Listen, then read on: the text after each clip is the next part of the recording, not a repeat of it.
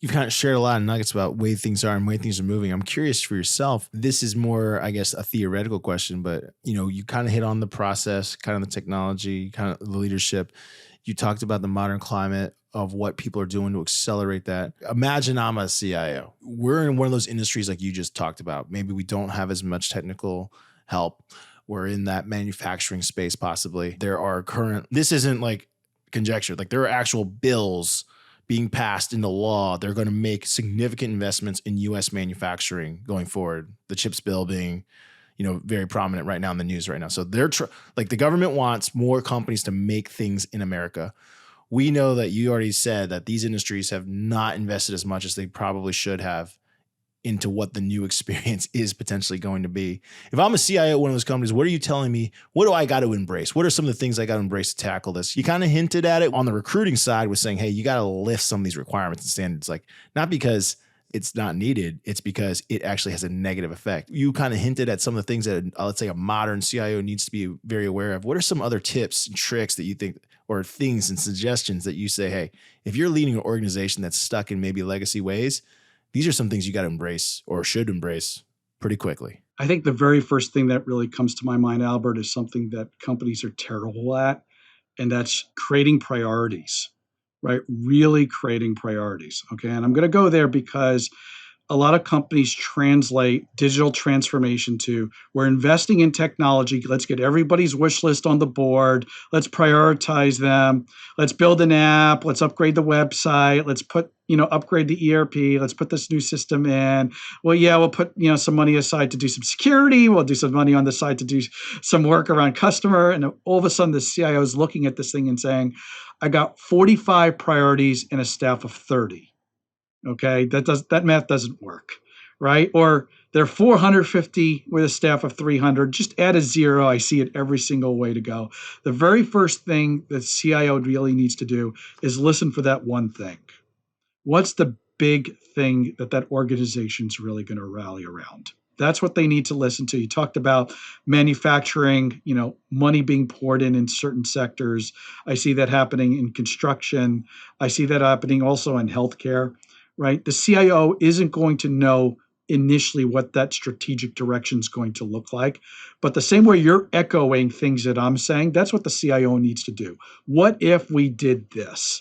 What if we experimented in this space? What would happen if we put a team together to think about analytics end-to-end in a construction company, or patient experience in a hospital system with 30 local hospitals? What does that look like if we start putting together a team to start answering questions about what would the impact look like? What would we do in this space, right? And the CIO needs to look for, number one, that one thing that's really going to matter, to start using that as the magnet to run transformation in their programs. And they also have to look for the reverse of that. And the reverse of that is things that we're still going to do, but matter less. It's not that we're going to turn the lights off, that we're stopped going to doing them. It's that they matter less.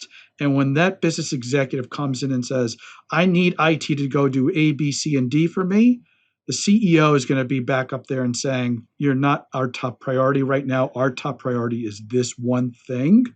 That's on our horizon right now. And we're also exploring these two other things, but we're not even working on them yet, right? And when you can start having that kind of dialogue, you start getting into how to bring more people onto that ship that's going to really rethink how that business is going to run. And believe me, more people get on that ship, more objectives get thrown on it, more initiatives fall off of it. But when you start with one major objective and break off of that, you start seeing the places where you can make impacts, getting success with that, whether it's through leadership, through process, or technology. And then you're starting to build that muscle up of saying, and that confidence that we can do things differently than we've been doing in the past. As you were saying that, I started thinking in my mind, like, well, who's doing a great job? Who is just doing an exceptional job? And I'll name my example, and I have no idea how much technology went into this, but I will tell you, for anyone who's ever used Safelite Auto Glass, I think it's one of the best experiences you can possibly have. Yeah, it sucks to get your windshield cracked, but like they make it easy to book your appointment, easy to tell you where it is. The service tech comes to you where you're not even, I mean, you're not even aware that it's happening. You just literally come outside and your broken glass is replaced. And they leave you with, maintenance tips and all that stuff. It's all, like you said, it's a hybrid of physical. It's a physical service. It cannot be done digitally. So it has to send a truck with a windshield to me. I don't know how they do their inventory systems, Isaac. I don't know any of that. All I know is my glass is broken 4 or 5 times in my life. Yeah. And every single time, super easy experience. Yeah, it sucks to pay, but it's frictionless, man. It's so painless. They show up on time. The windshield's changed. And I think to myself, like, that experience is so unique. It doesn't really exist in a lot of different companies, but I'd love to hear from your perspective, who is doing a great job? Who do you see like building experiences? It typically requires a lot of digital to make it happen because we have gotten to a society. We don't want to talk to people. We want to make it easy to order whatever it is we need to order. We want to pay however we want to pay. And of course, we want the job done almost like passively. Like we don't want to be thinking about it. The job's got to get done. What companies are you seeing doing big transformations that are making this like a really great experience for their customers? A lot of the examples, honestly, you're seeing are in tech companies. They have it in their DNA. They know a little bit when their product lifeline needs to get rethought.